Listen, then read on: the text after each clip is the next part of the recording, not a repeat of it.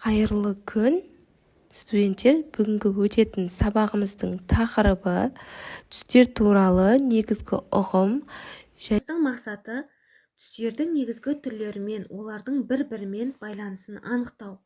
Оқыту мақсатымыз түстік композицияны құрудың ережелері мен негізгі заңдарын меңгеру, суретші мен дизайнерге қажетті көркемдік талғамды, шығармашыл ойлау мен қиялды тұстану, бояулармен істес болатын суретші таныс болуға тиісті көптеген мәселелерді зерттейді. Күннің ақ жарығы шын мәнінде өте күрделі. Композицияда түстердің үйлесімділігі үлкен рөл атқарады. Әртүрлі түстер адамға эмоциялық әсер береді. Түстер екі түрге бөлінеді. Олар хроматикалық және ахроматикалық түстер. Хроматикалық түстердің өзі екі түрге бөлінеді. Олар жылы және суық реңктегі түстер. Жылы реңктегі түстерге қызыл, сары, қызыл-сары, сарғыш реңктегі барлық түстер, ал суық реңктегі түстерге барлық көкшіл реңктегі түстерді жатады. Спектрдің 7 түрлі түсі бар.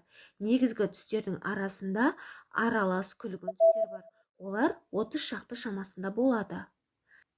Хроматикалық түс ашықтығы жағынан ерекшеленумен қатар тағы да екі басты белгілер. Бейнелеу өнерінде 3 түс сары, қызыл және көк негізгі түстер деп есептеледі.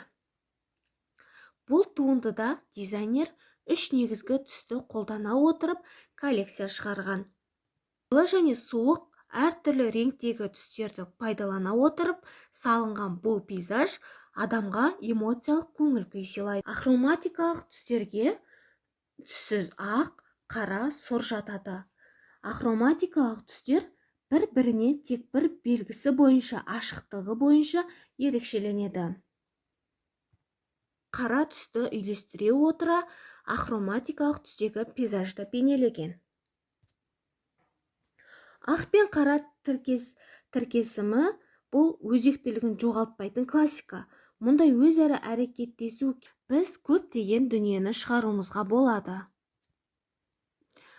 Жалпы айтқанда түсті пайдаланатын суретшінің аса маңызды міндеті неғұрлым тиімді гармониялық түстік үйлесімдерді табу. Алынған түстер назарларыңызға рахмет, сау болыңыздар.